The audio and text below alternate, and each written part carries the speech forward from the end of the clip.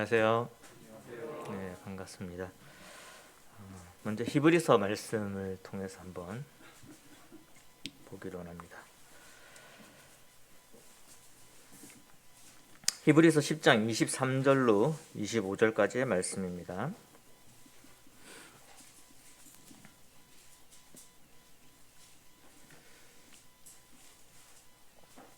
신약성경 363페이지에 있는 히브리서 10장 23절, 또 약속하신 이는 미쁘시니 우리가 믿는 도리의 소망을 움직이지 말며 굳게 잡고 서로 돌아보아 사랑과 선행을 격려하며 모이기를 패하는 어떤 사람들의 습관과 같이 하지 말고 오직 권하여 그날이 가까움을 볼수록 더욱 그리하자. 여기 이제 23절에 보시면 우리가 믿는 도리의 소망을 움직이지 말며 굳게 잡고라고 되어 있습니다. 우리의 믿는 바 그리고 우리가 소망하는 바, 이것은 이 히브리서 10장의 주제와도 마찬가지로 하나님께서 우리를 온전히 우리의 죄를 씻기시고 하나님 앞에 나아갈 수 있도록 우리를 구원하시는 그 구원을 말하는 것이며, 우리가 이제 영원히 또 하나님과 함께 할 수 있는 그 소망을 이야기를 하는 것입니다. 그것을 굳게 잡고 우리가 이 땅에서 살아가야 함을 말씀을 하고 계십니다. 다른 말씀 하나 찾아보겠습니다. 로마서 1장 17절입니다. 로마서 전체적인 주제에 해당하는 말씀인데 제가 읽어드리도록 하겠습니다. 복음에는 하나님의 의가 나타나서 믿음으로 믿음에 이르게 하나니 기록된 바 오직 의인은 믿음으로 말미암아 살리라 함과 같으니라. 로마서를 이야기를 하면서 항상 이 말씀을 기억을 하게 되는데, 오직 의인은 믿음으로 말미암아 살리라. 구약에도 나와 있는 말씀이고 또 신약 성경의 로마서에 이제 인용이 되어 있는 말씀입니다. 의인이 믿음으로 말미암아 산다. 그러니까 하나님 안에서 구원받은 자들, 그리스도인들은 믿음으로 산다라는 이야기입니다. 여러 가지 어려운 가운데에서 우리의 이 살아가는 방식 그리고 행동하는 것들, 결정하는 것들은 우리의 믿는 바, 그 믿음에 의해서 결정이 됩니다. 그리고 우리가 어떤 소망하는 바가 있으면 그 소망하는 바에 따라서 우리의 선택이 달라지고 우리가 하는 행동들이 달라지고, 그래서 삶의 양식이 다른 양식으로 나타나게 됩니다. 그러한 것들을 이제 구성하는 것이, 그러니까 우리의 삶의 가장 핵심적인, 각 개인의 삶의 가장 핵심적인 어떤 그 행동 양식을 결정하는 것은 이제 세상적인 말로 하자면 양심이라고 이야기를 합니다. 이걸 이제 우리가 영적으로 이야기하자면 믿음대로, 그리고 하나님의 영에 이끌려서 또는 선한 양심으로 이렇게 우리가 표현을 할 수가 있습니다. 그럼 무슨 말이냐면 우리 속에 있는 양심이 하나님을 만나게 만들거든요. 양심이 있기 때문에 우리가 죄가 있음을 깨닫게 되고, 어쩌면 이 인간이 모두 가지고 있는 이 양심이라는 것은 하나님께서 하나님을 만날 수 있도록 그 속에 이렇게 남겨두신, 하나님을 알도록 남겨두신 어떤 요소라고 볼 수가 있을 것 같습니다. 그래서 그 양심을 통해서 하나님을 만나게 되고, 이 악한 양심을 버리게 되고 선한 양심을 가짐으로써 이제 이 선한 양심은 하나님의 명령대로 하나님의 뜻대로 살고자 하는 그런 마음가짐이죠. 그런 것들이 우리 속에 들어오게 되면서 우리는 그 믿음을 가지게 됩니다. 신념을 가지게 된다라고 이야기를 하죠. 그러니까 하나님이 우리의 주인이시고 하나님이 나의 주인이시고, 내가 이때까지 지은 죄는 하나님께서 용서해 주셨고, 그래서 내가 죽고 나서 또는 예수님이 다시 오시게 되면 여호와의 그 날을 우리가 만나게 되면은 이제 우리는 기쁨으로 하나님 앞에 나아가서 온전히 영화로운 몸으로 변화될 것이며, 그리고 그래서 그곳에서 하나님과 함께 살게 될 것이라는 이 소망을 가지고 이 땅을 살아가게 되는 것입니다. 그러면 이 소망을 가지고 있는 사람, 믿음을 가지고 있는 사람, 그리고 선한 양심을 가지고 있는 사람, 이러한 사람들의 행동 양식은 당연히 그 믿는 바에 따라서 나타나게 된다라는 것을 말씀을 드리는 것입니다. 우리나라 국가에서 국가에서 이제 헌법을 보면은 19조에 헌법 제 19조에 뭐라고 되어 있는지 혹시 아십니까? 한때 되게 이게 유명했던 많이 인용이 되었던 그런 그 헌법 조항인데 모든 국민은 양심의 자유를 가진다라는 그 조항이 있습니다. 그 다음이 이제 종교의 자유에 대한 조항이에요. 그러니까 19조가 양심의 자유고 20조가 종교의 자유입니다. 이 양심의 자유가 왜 중요하냐면은 양심에 의해서 만들어진 그 신념은 개인을 그 한 사람을 구성하는 가장 핵심적인 요소고 그 양심에 또는 그 신념에 의한 행동에 제재를 받게 된다면은 이 사람의 인격이 무너질 수가 있기 때문에 국가는 개인의 그 존엄과 자유를 인정을 하고 그것으로부터 시작을 하기 때문에 그것을 지키기 위해서 그러니까 인간의 존엄성을 지키기 위해서 인간의 가장 중요한 것 하나를 지켜줘야 되는 그게 뭐냐면 양심이라는 거야. 그래서 양심의 자유에 대해서는 국가적으로 다른 사람의 양심을 저해하지 않는 이상 다른 사람의 인권을 저해하지 않는 이상은 최대한 그것을 보호해줘야 되는 것이 국가의 의무가 되는 거예요. 그래서 이제 이것 때문에 생기게 되는 이제 몇 가지 갈등들이 있거든요. 사회적인 또는 뭐 국가적인 갈등들이 있는데 그 뭐 다른 이게 뭐 이단이라고 생각하는 다른 종교의 이야기라 조금 뭐 적절하지 않을 수는 있겠지만 그 집총 거부하는 종교가 있잖아요. 뭐 특정 종교가 있습니다. 집총 거부라는 말 들어보셨습니까? 우리 군대 다녀오신 분들은 알 텐데, 그러니까 총을 드는 것을 거부를 합니다.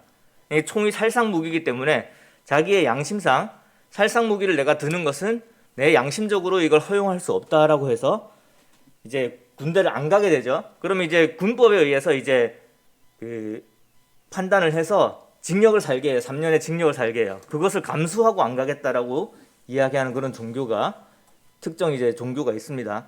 그런 믿음을 가지고 이제 사는 거죠.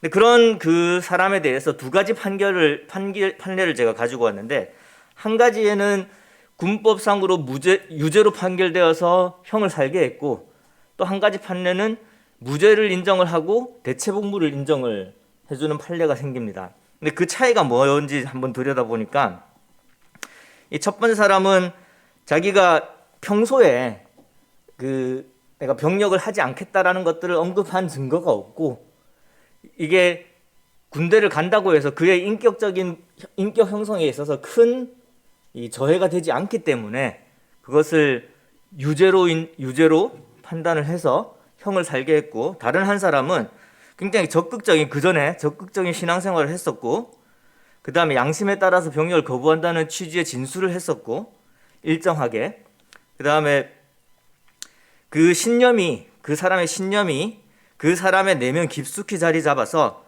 모든 생각과 행동에 영향을 미치는 그런 상황이었기 때문에 이 사람을 이제 군대에 보내서 이제 훈련을 받게 했었을 때에 그의 인격에 굉장히 큰 영향을 미치게 될 수 있기 때문에 그걸 인정을 해서 대체복무를 인정한 판결을 내리게 됩니다. 그러면 우리는 이제 그냥 생각할 때 이 사람이 그 특정 종교를 가지고 있기 때문에 대체복무를 할 수 있다 없다라고 생각을 할 수가 있겠지만 사실은 그게 아니라는 거죠. 우리나라 재판에서도 무엇을 본다는 이야기죠? 그 사람의 신념, 믿음이 그 사람의 삶을 통해서 이때까지 얼마나 꾸준하게 드러났나 하는 것을 보고 판단을 한다는 것입니다. 그러니까 내가 그냥 그 특정 종교를 가지고 있다. 그래서 내가 군대를 안 가겠다라고 해서 무조건 인정해 주는 것이 아니라 그 사람이 얼마나 그 종교에 오랫동안 또 그 종교에서 가르치는 그 신념이 얼마나 자기의 삶 속에 분명히 드러나서 그런 행동들을 보였는지 그런 언행을 했는지를 보고 그것을 그 근거로 해서 판결을 내렸다라는 것입니다. 왜 이런 말씀을 드리냐면은 이제 히브리서에서 그런 말씀이 있잖아요. 모이기를 패하는 자들의 습관과 같이 하지 말고라는 그런 이제 말씀이 있어요. 우리는 이제 말씀을 통해서 우리는 믿음을 가지게 되고 또 이것을 지켜야 하는 것이 하나님의 뜻대로 살아야 하는 것이 그리스도의 마땅한 삶이다라고 생각을 하죠. 그러면은 그것이 우리의 신념이 될 수가 있어요. 그게 우리의 양심적인, 그러니까 내가 하나님을 섬기는 데서 가장 핵심적인 요소가 그것이 될 수가 있다라는 이야기죠. 그런데 이제 작년 같은 경우에 교회 오지 마라라고 했어요. 집 집합 금지를 내렸죠. 그렇죠? 그래서 교회 오지 마라. 핵심 인력 외에는 그냥 집에서 예배를 드려라 라고 했었을 때에, 그러면 그 명령에 따라서 교회에 안 나올 수도 있는 것이고 나올 수도 있는 거죠. 무엇을 따라서? 자기의 신념에 따라서, 양심에 따라서 나올 수도 있는 거야. 아직까지 그런 예는 없었지만 20명이 모이라고 그랬는데, 만약에 한 교회에 한 100명 정도가 자신의 양심을 따라서 교회에 나왔어요. 그래서 만약에 이제 어떤 구청에서 단속을 나왔을 때 걸렸다. 그래서 이제 과태료를 물릴 수가 있잖아요. 그랬을 때 이제 항소를 합니다. 이제 가정을 해서 말씀을 드리는 거야. 교회에서는 20명만 오라고 했다. 그런데 각 사람의 양심이 그것을 교회에 나오는 것이 맞는 것 같아서 각 사람이 그런 결정을 해서 교회에 나온 것을 교회적으로 어떻게 할 수가 없었다라고 만약에 항소를 했다면은 그 결정이 어떻게 났을까? 그러면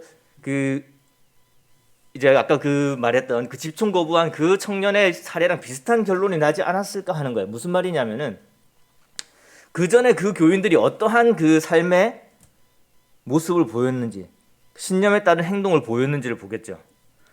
예를 들어서 지금 이제 많은 교회들이 이제 서울엔 별로 그렇게 많지는 않지만 지방에는 이제 그런 방역 수칙을 무시하고 많은 성도들이 모이는 그런 교회도 있다라고 이야기를 하는데, 그랬을 때에 과연 거기에 출석하는 사람이 한 사람 한 사람이 그 전에도 그 자신의 모든 삶이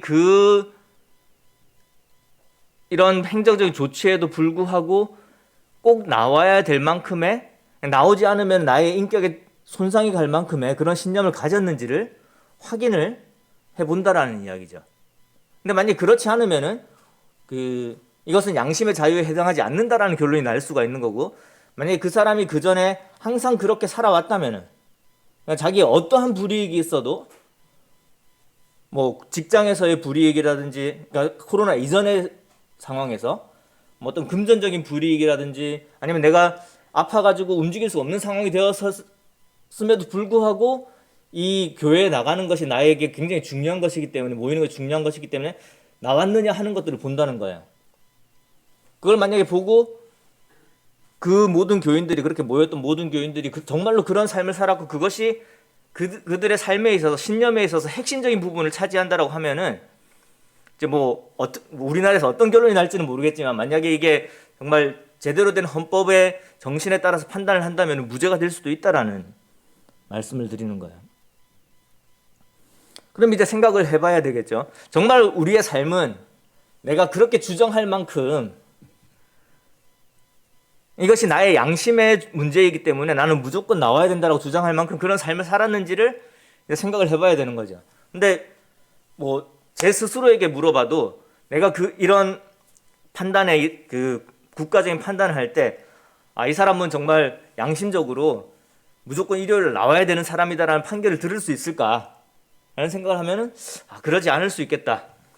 왜냐면은 학교에서 불렀을 때, 또 학교에 무슨 일이 있었을 때, 교회 일을 보다도 학교 일을 먼저 한 적이 많았었고, 또 내가 아팠을 때 교회를 안 나왔던 적이 있었었고, 피곤했을 때, 힘들었을 때, 학교에 어떤 수요일 날 이제 일이 있었을 때 그때 안 나온 적이 있기 때문에, 이게 내가 교회를 안 나가는 것이 나의 인격에 심각한 손상을 끼친다라고 판단할 수 있는 근거가 없는 것이죠. 그렇기 때문에 그리스도인들이 지금 이 시대에 있어서 이런 교회 집합 금지를 당하고 그러면서 많은 사람들이 비난을 하는 부분에 있어서, 물론 잘못된 비난도 있고 그것이 부당한 것도 분명히 있지만은, 한편으로 무엇을 생각해 봐야 되면, 정말 우리가 우리의 신념대로, 우리의 양심대로 그리스도인으로서 살아왔느냐 하는 것들을 다시 한번 생각해 볼 필요는 있다는 거죠. 만약에 우리가 정말로 그렇게 살아왔다면 성경의 가르침대로 그것이 나의 양심을 지배하는 가장 중요한 메시지가 되어서, 하나님의 그 뜻이 되어서 그 뜻만을 위해서 내 모든 행동과 삶이 결정되어 왔다면은 우리는 이 상황에 좀 더 큰 소리를 낼 수가 있었을 거예요. 그냥 항상 이 성경의 말씀대로 살아왔다. 뭐 예전부터 그렇게 주장을 하기는 하잖아요. 우리는 신약교회에 충실한 교회다. 그렇게 주장은 많이 하는데 정말 우리가 그것을 믿고 그대로 따라왔느냐라고 묻는다면은 정말 객관적으로 우리 이 교회를 판단할 때에 우리에게 좋게 판단해주는 부분도 분명히 있겠지만 또 그렇지 않다라고 판단하는 그 판결도 충분히 날 수가 있다라는 거예요. 물론 이제 우리 모임이 이 떡 떼는 것과 하나됨을 더 중요시해서 정말 핵심적인 교류를 가르쳐왔기 때문에 다른 어떤 교회에 비해서 이 함께 모여서 드리는 예배에 대해서 좀 더 강하게 이야기는 할 수는 있을 거예요. 정말 그렇게 믿고 우리가 예배를 드려왔으니까. 근데 이제 개인적으로 갔을 때에 정말로 그것을 중요하게 여기고 나의 양심 속에 있어서 나의 신념 속에 있어서 이것이 나의 가장 핵심적인 것이다 라고 그렇게 신앙생활을 해왔느냐고 했었을 때에 그렇다라고 판결 낼 수 있는 그런 분들도 계시지만 또 그렇지 않는 분들도 분명히 계실 거다라는 생각이 들어요. 뭐 그것이 잘못되었다라는 것을 말씀드리는 것이 아니라 무엇을 말씀드리고자 하냐면 정말 내가 믿는 하나님의 내 양심 속에서 이것을 하나님 앞에서 내가 지켜야 되겠다라고 믿는 그 부분에 대해서 내가 정말로 말과 행실이 그것을 따라갔느냐 하는 것들은 우리가 점검해 볼 필요가 있다는 것입니다. 오해하지 않으셨으면 좋겠어요. 이게 교회에 무조건 나와야 된다 이 말씀을 드리는 것이 아니라 내가 하나님으로부터 받은 이 말씀을 순종하는 데 있어서 정말로 내 양심 속에 그것이 새겨져서 내 신념 속에 그것이 새겨져서 내가 이 하나님의 말씀을 순종하는 것이 나의 온전한 인격, 나의 존재 가치 이것을 확립해 주는 것이고 그것을 못하게 되는 것이 나의 존재 가치를 뺏어가는 나의 존엄성에 심각한 그 훼손을 가하는 행동이 됐느냐 아니면은 이걸 할 수 있으면 하고 안 해도 그만 이런 상태의 어떤 그 신앙생활을 하고 있느냐 하는 것들은 점검할 필요가 있다는 것입니다.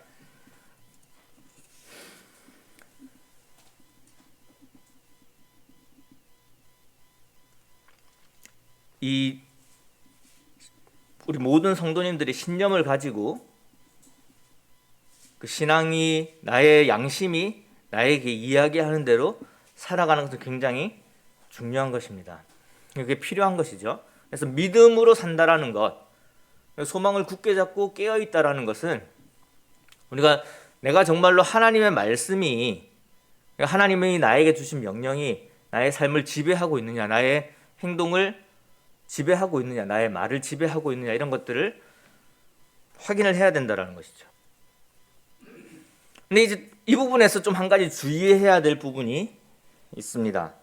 무슨 말이냐면은 그러면 이제 교회에서 이렇게 생각하시는 분이 있을 수가 있잖아요. 함께 모여서 예배를 드리는 것은 우리 교회에 있어서 가장 중요한 부분이다. 우리 종교적인 양심에 있어서 가장 중요한 부분이다라고 생각을 하고 어떤 위험이 있을 때, 어려움이 있을 때라도 무조건 모여야 된다. 내가 하나님 앞에 나아가서 예배를 드려야 된다라고 판단하고 오시는 분들도 있을 거예요. 또 한편으로는 어떤 믿음을 가지고 있는 사람이 있을 수 있냐면은 마가복음 말씀을 한번 보시면은 이것도 잘 아시는 말씀이니까 제가 읽어드리도록 하겠습니다. 마가복음 12장 31절에 보면은 둘째는 이것이니 내 이웃을 내 자신과 같이 사랑하라 하신 것이라 이보다 더 큰 계명이 없느니라. 그러니까 주 너희 하나님을 사랑하라 하신 첫 번째 계명과 내 이웃을 네 자신같이 사랑하라라고 한 이 두 번째 계명, 이 두 가지 계명이 가장 큰 계명이다라고 말씀하시는 그 말씀이 있습니다. 어떤 사람은 그 기독교의 가장 핵심적인 메시지를 이것으로 삼고 있는 사람들이 있습니다. 무슨 말이냐면 내 이웃을 하나님을 사랑하는 것과 마찬가지로 이웃을 사랑하는 것. 근데 이웃을 사랑하는데 어느 정도까지 사랑하느냐면은 내 몸을 사랑하는 것 같이 사랑하는 것. 이게 이제 나의 양심 속에 들어가 있는 거예요. 그러면 이제 판단이 달라질 수가 있겠죠. 자, 코로나가 퍼져서 그 코로나로 인해서 사람이 죽을 수가 있는 상황이 되었습니다. 많은 사람들이 모여가지고 그것을 옮기게 되면은 내가 사랑하는 가족들이 죽을 수도 있는 것이고 병에 걸릴 수도 있는 것이고 나의 이웃들이 병에 걸릴 수도 있는 상황이에요. 그러면 예수님께서 나에게 명령하신 중요한 명령 중에 하나가 이웃을 사랑하는 것이고 그 이웃들이 안전하도록 돌보는 것이다 라고 생각하는 사람에게 있어서는 어떤 판단을 내릴 수가 있을까요? 좀 다른 판단을 내릴 수도 있겠죠. 많은 사람들이 모인 곳에 가는 것보다는 최대한 방역 수칙을 지키면서 다른 사람들의 어려움이 되지 않게, 이웃들의 어려움이 되지 않게 그런 판단을 내리는 것이 좋겠다라고 생각하는 사람이 분명히 있을 수가 있습니다. 이제 이것이 자기의 양심에 들어오게 되면 그걸 위해서 최선을 다하게 되죠. 그러니까 방역 수칙을 지키는 데 최선을 다하게 되고 다른 어려워하는 사람들이 있는지 없는지 돌아보는 데 최선을 다하게 되고 그 사람들이 어려움에 처해 있는지 그것들을 보게 되고 그들을 도울 수 있는 여러 가지 방법들을 생각을 하게 될 것입니다. 그럼 이것이 내 양심 속에 든 나의 신념이 되면은 나의 모든 삶에 있어서 그러한 것들을 신경 써서 거기에 적합한 판단을 내리게 된다는 이야기죠. 그럼 이제 한번 생각을 해보죠. 이 교회에 그런 두 명의 다른 시각을 가진 그런 성도님이 있을 수가 있잖아요. 어떤 성도님은 모이는 것이 핵심이다. 무조건 모여서 얼굴을 보고 대면해서 예배를 드려서 교회가 하나가 된 것을 확인해야 된다라는 그런 성도님들은 교회에 나오는 것을 주장을 하실 테고, 그다음에 이웃 사랑이 예수님의 가장 중요한 메시지가 아니냐, 우리가 그것을 함으로써 이웃 사랑이 깨어진다면 이것도 문제가 있다라고 이야기하는 분들도 계실 수가 있는 거예요. 이런 갈등 요소들이 교회에 분명히 존재합니다. 그러니까 신념은 굉장히 강해요. 이게 나에게 이 신념에 방해가 받게 되고 이것을 저지당하게 되면은 굉장히 이 나의 존재 가치에 대해서 의문을 품게 되는 거거든요. 그게 이제 양심이고 신념이라는 거기 때문에.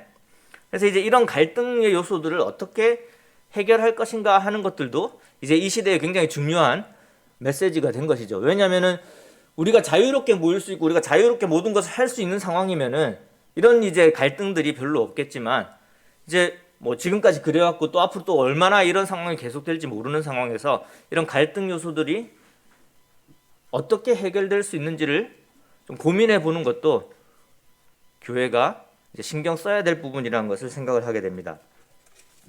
이런 우리가 최근에 이제 데살로니가서를 묵상을 했던 걸로 기억을 하는데, 데살로니가 교회에서도 이런 갈등들이 있었습니다. 무엇이냐면은 이 데살로니가 교회에 바울이 편지를 보냈을 때에 주님께서 오시게 되면은 우리가 도적같이, 그러니까 우리가 알지 못하던 때에 주님이 곧 오시게 될 것이고 그 예수님이 곧 오시게 된다는 그 사실을 생각을 하면서 살아가자라고 이야기를 하셨어요. 그러니까 이제 그것이 나의 이 데살로니가 사람들에게 이제 중요한 하나의 소망이 된 거예요. 주님이 곧 오신다. 우리가 공중에서 주님을 만날 것이다.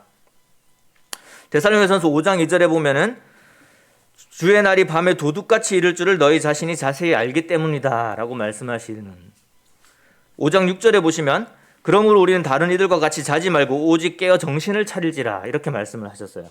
이 말씀을 받은 데살로니가의 일부 성도들은 이 말씀에 따라서 살기를 시작합니다. 그러면 이제 여러 가지 모습들이 나타날 수가 있는데, 가장 많이 나타나는 모습은 뭐냐면은 이 세상의 일에 신경을 쓰지 않는 거죠. 세상의 일은 세상적인 일이고 이제 하나님의 일, 교회의 일, 복음을 전하는 것, 이런 거에만 신경을 쓰는 거죠. 왜냐하면 이제 곧 주님이 오시니까 주님이 오시면은 뭐 이 땅에서 내가 벌고 있는 이 돈이 무슨 소용이 있으며, 이 땅에 내가 마련한 집이 무슨 소용이 있으며, 어떤 뭐 교회 건물이 무슨 소용이 있으며, 이런 판단을 내릴 수가 있잖아요. 그런데 이게 이제 올바르게 가면 괜찮은데, 그런 올바르게 가는 사람이 있는가 하면은 그 신념을 가진 사람들을 보고 따라가는 사람들이 있잖아요. 그렇죠? 그런 사람들 중에 어떤 모습들이 나타나게 되냐면은 교회의 일에 충실하지 않으면서, 복음은 전하지 않으면서 동시에 뭐도 안 하냐면은 세상 일도 신경을 안 쓰는 거예요. 그러니까 신념을 가지고 하나님의 일을 쫓아가는 주님의 종들은 양심에 따라서 그렇게 움직이는 거예요. 그런데 그걸 보고 이렇게 배우는 그런 교회의 이제 성도들은, 일반의 성도들은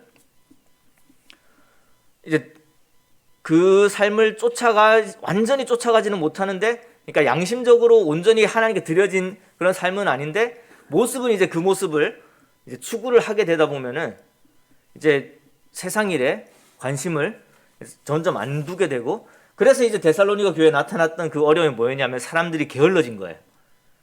어떤 측면에서 세상적인 이 어떤 측면에서 봤을 때에, 그러니까 직장에 충실하지 않고 자기의 직업에 충실하지 않고 뭐 농업을 하면 농업에 충실하지 않고 가축을 기르면 가축들을 뭐 그냥 대충 두는 거죠. 그래서 그래도 뭐 교회에 가면은 이제 성도들의 사랑으로 함께 할 수가 있으니까 그냥 교회에 나와가지고 같이 먹고 같이 교제하는 그 기쁨은 있지만 이제 자기 삶에 충실하지 않는 그런 사람들이 생기는 거죠. 그러니까 이제 데살로니가 후서에서 이 바울이 이런 메시지를 보냅니다. 한번 찾아보도록 하겠습니다. 데살로니가 후서 3장 4절에서 9절까지의 말씀입니다.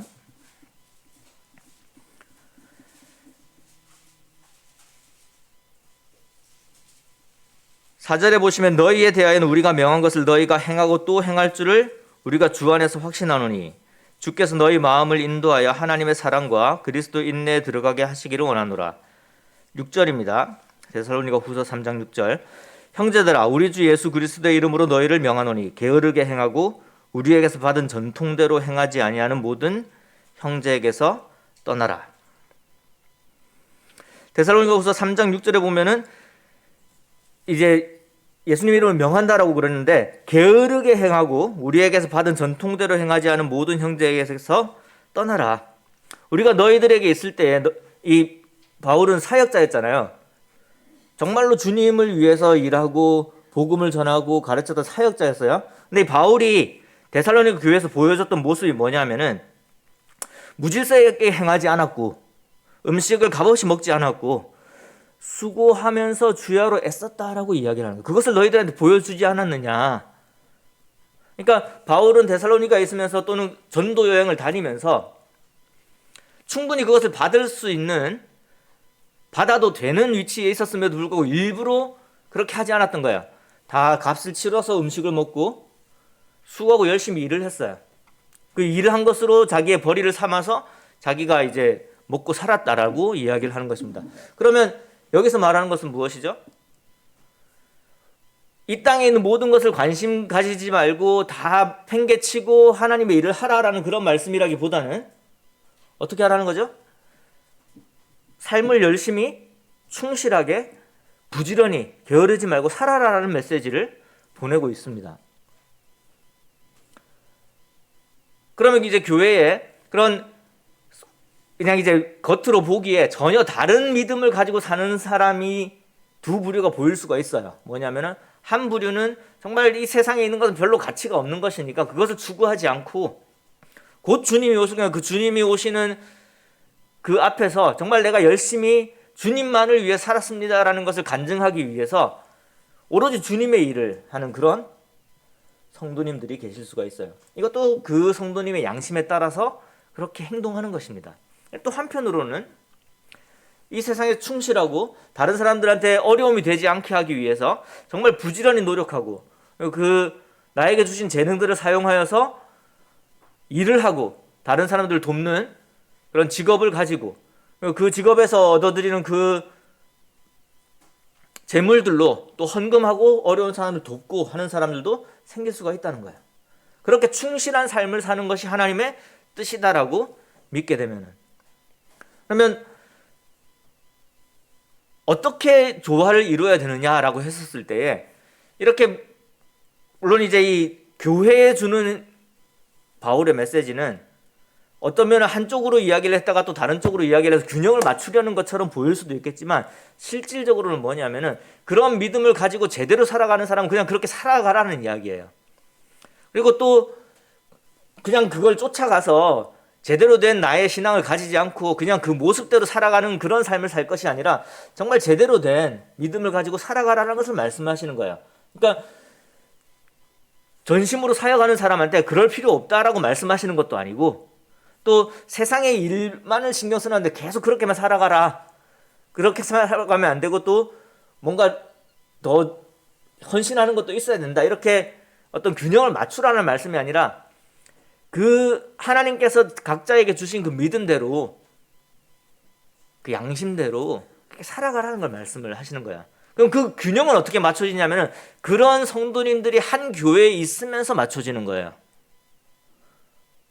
우리는 잘못 생각하면은 내가 이런 신앙을 가지고 있고 내가 이런 믿음을 가지고 이런 모습을 보이고 있으니까 그렇지 못한 사람이 내 신앙의 모습대로 따라와 주길 바라는 마음이 있어요. 이런 가치 평가를 하죠. 이런 모습이 좀 더 고차원적이고 좀 더 하나님이 좋아하시는 신앙의 모습. 이거는 어쩔 수 없이 하는 그런 모습. 이렇게 그 층을 나눠서 여기서 이렇게 가야 되는 것이 아니냐. 이렇게 끌어들여서 어느 정도 높여줘야 되는 게 아니냐라고 생각할 수가 있는데 그것이 아니라 하나님께서는 각자에 맞는, 개인에 맞는, 그리고 그 사람의 삶에 적합한 하나님의 뜻을 가지고 그 사람의 양심을 움직이신다는 거야.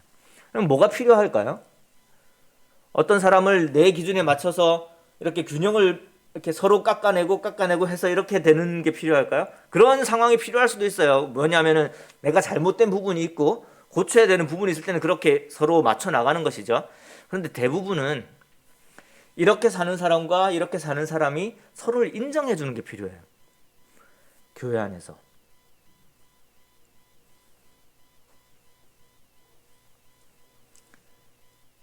에스라와 느헤미야를 한번 생각을 해보겠습니다. 조금 기억을 돕기 위해서 이스라엘이 이제 남북국으로 이렇게 나눠지고 쭉 가다가 결국 이제 바벨론에 의해서 멸망을 하게 되죠. 유다 왕국이. 그래서 이제 포로로 잡혀갑니다.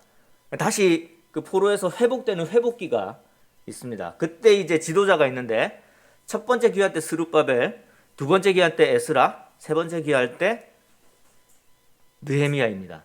그러니까 이 지도자가 이스라엘 사람들을 이끌고 예루살렘으로 다시 돌아가는 이 귀환이 있습니다.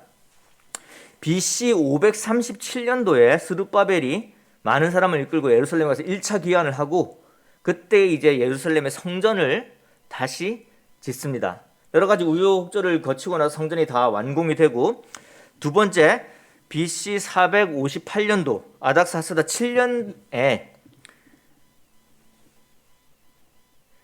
에스라가 2차 귀환을 하게 됩니다. BC 458년. 그래서 에스라의 2차 귀환 때 이 에스라는 어떤 사람이었냐면은 율법학자고 레위 지파였어요. 자, 이때 많은 사람들이 이끌고 돌아가서 무엇을 회복했을까요? 예배를 회복한 거예요. 레위 지파. 그러니까 이 제사를 회복을 한 거죠. 제사를 회복하고 예배를 회복하고 그다음 율법을 다시 가르치기 시작합니다. 자, 한번 생각을 해보죠. 유대인으로서 지금도 마찬가지지만 가장 원하는 게 뭐예요? 그들이 가장 추구하는 게 뭐예요?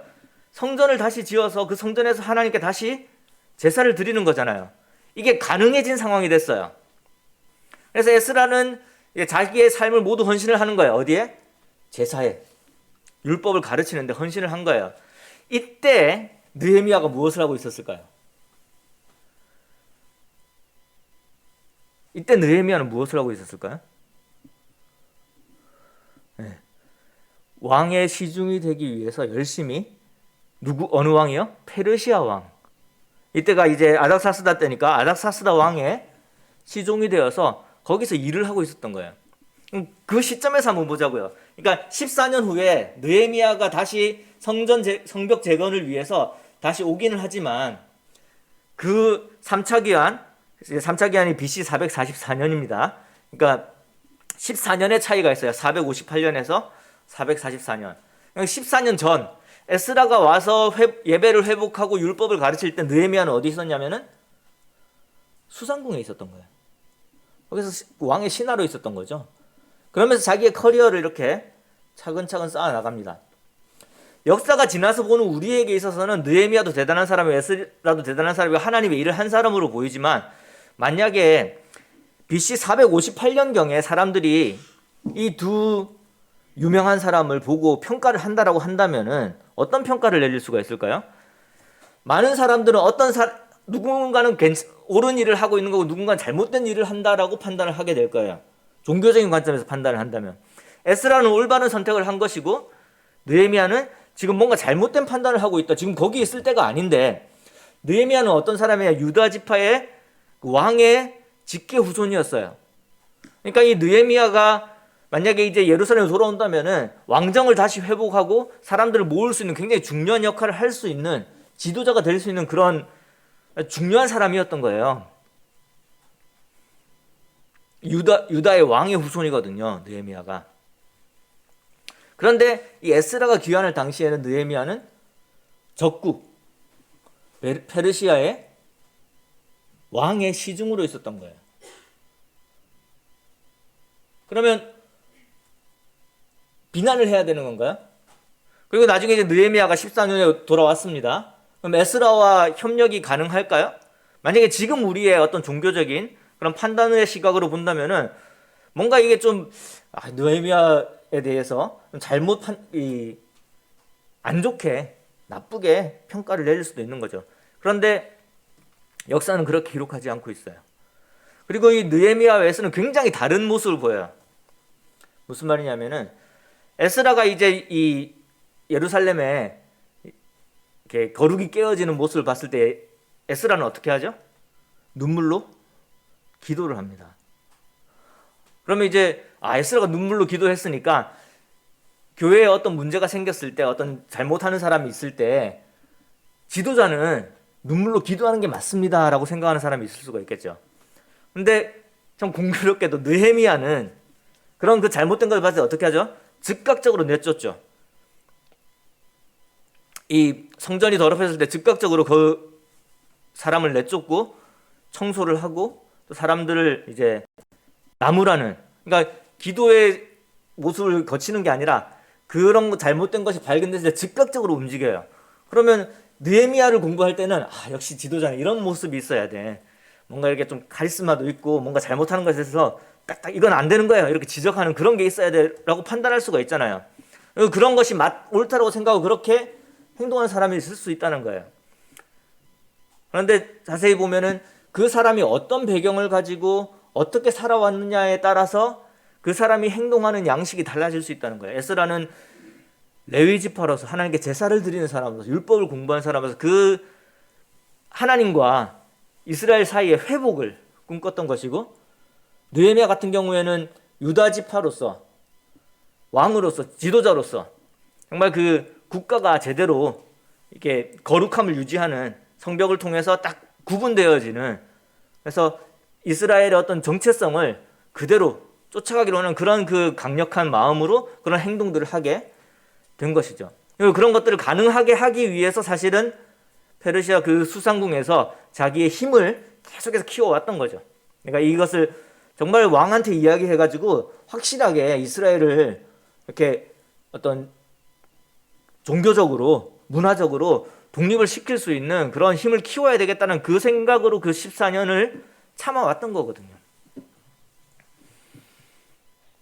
그러면 느헤미야한테 좀 더 에스라처럼 되면 안 되겠느냐, 에스라에게 좀 더 느헤미야 같은 그런 카리스마를 갖추면 안 되겠느냐라고 이야기를 할 수도 있겠지만, 한편으로는 내가 정말로 하나님 앞에서 제대로 된 양심을 가지고 그 깨달은 바가 있다면 그것을 향해서 나아가되, 또 다른 부분에서 깨달은 바대로 그 다른 모습의 그 양심을 가지고 생활하시는, 신앙생활을 하시는 그 성도님들을 인정할 수도 있는 거죠. 서로 인정이 되었을 때 그 교회가 어쩌면 갈등처럼 보이지만 그 갈등 속에서 배우는 게 있는 거죠. 정말 하나님을 사랑하는 마음으로 저렇게 할 수 있는 것이고, 또 성도들 사랑함으로 저런 모습을 보일 수도 있는 것이구나. 성경에서는 각자에게 거룩함을 이야기하고 하나님 앞에 그 선한 양심을 가지고 깨어서 살아갈 것을 이야기하지만, 또 항상 무엇을 이야기하냐면은 다른 사람들을 용서하고 용납하고 받아줄 것을 이야기를 하거든요. 그러니까 내가 원하는 대로 다른 사람을 변화시키라는 것이 아니라, 내가 하나님 앞에 서서 하나님 내 신앙의 양심에 따라서 살되 다른 사람이 어떻게 살아가느냐에 대해서는 그것을 용납하고 인정하고, 나와 이게 의견이 맞지 않고 나에게 어떤 그 안 좋은 영향을 끼친다고 하더라도 그걸 참아내고 용서할 수 있어야 된다라는 것을 성경이 가르치고 있습니다.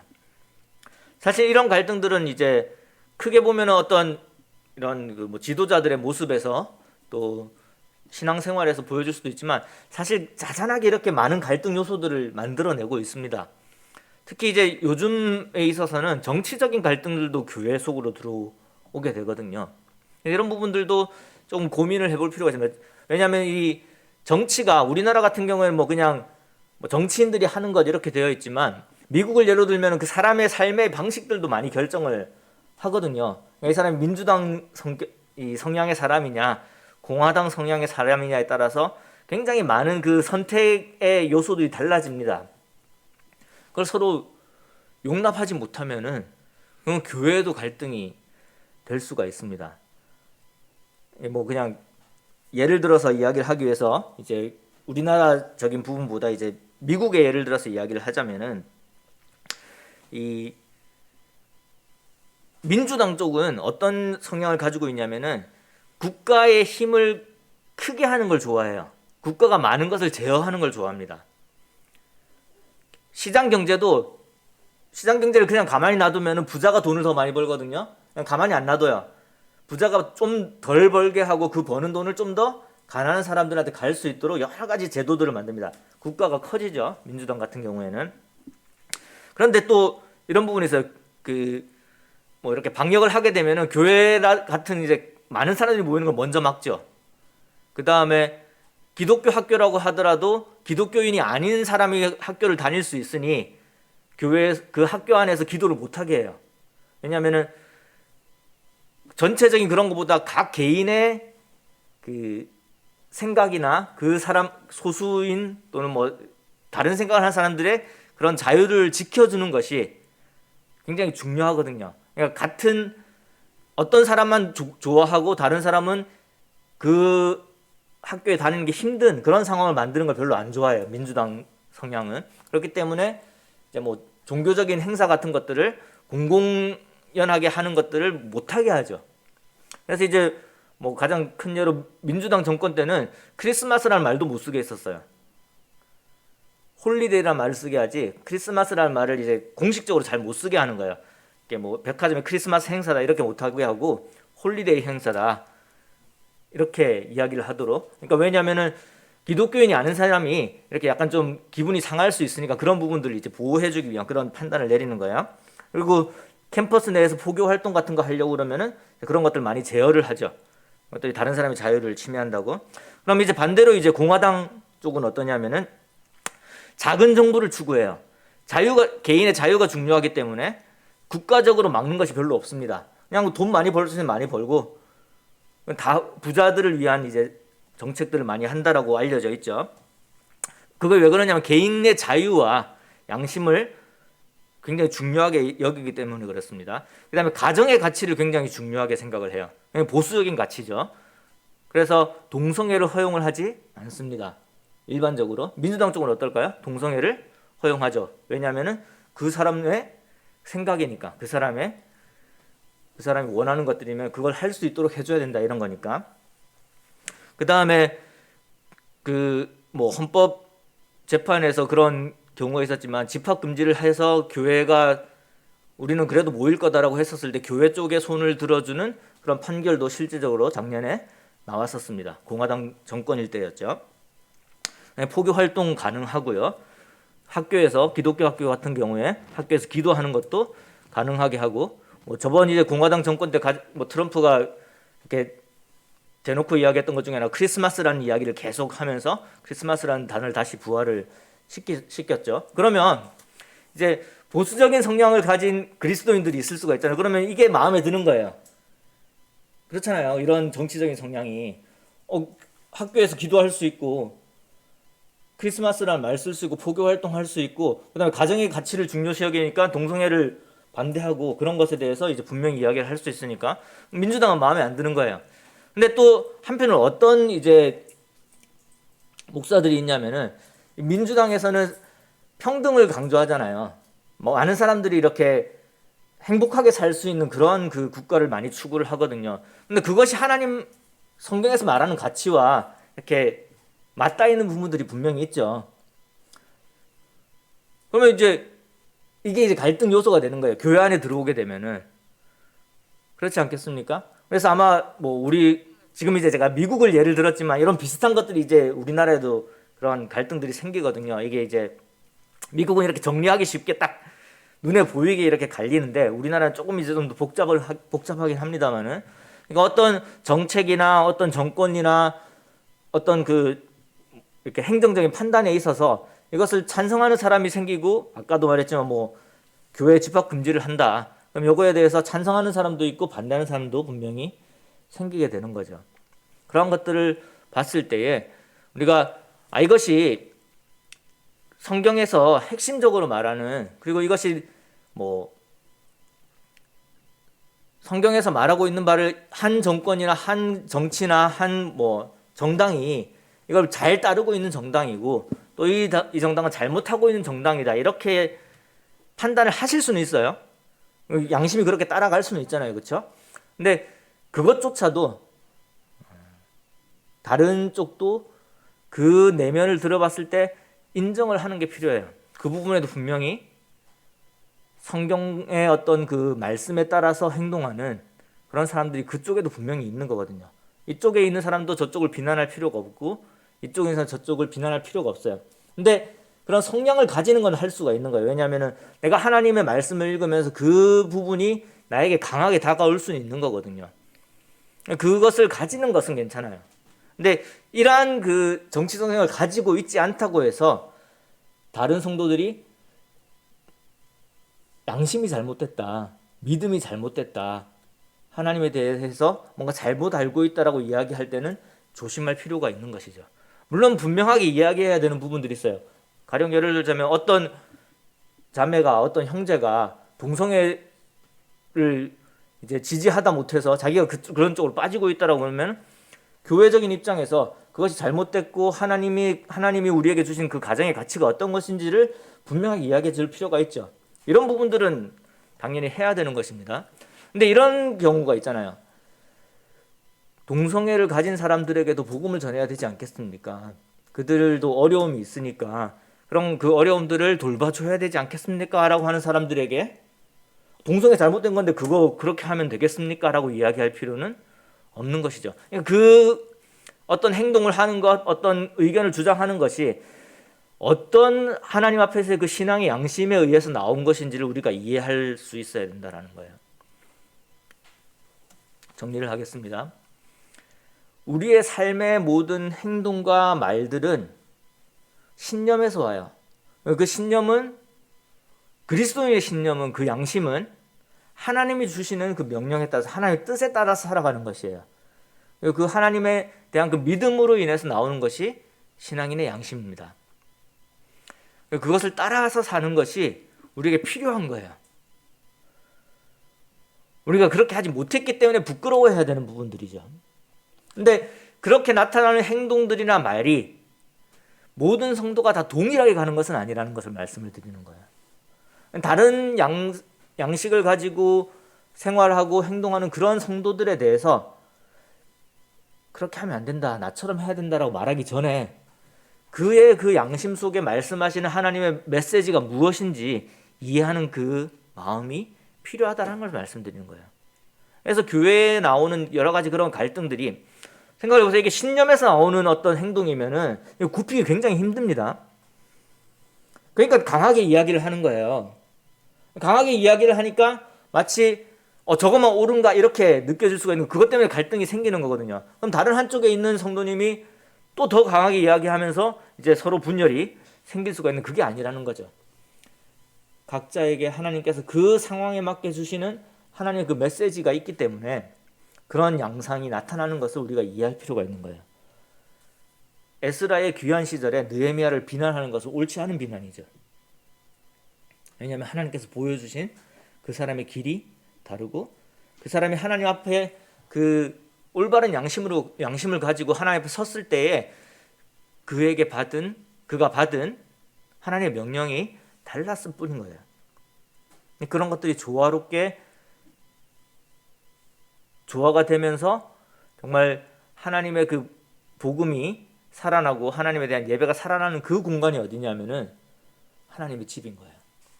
교회인 것이죠. 그래서 우리 성도님들이 그런 부분들을 생각을 하시면서 참 이 어려운 시기들을 극복해 나가고 서로에게 힘이 되고 정말 서로를 격려해 줄 수 있는, 그리고 좀 더 나의 삶이 하나님 앞에 그 양심적으로 올바른 삶이 될 수 있도록 응원해 주는 그런 시기가 되었으면 좋겠습니다.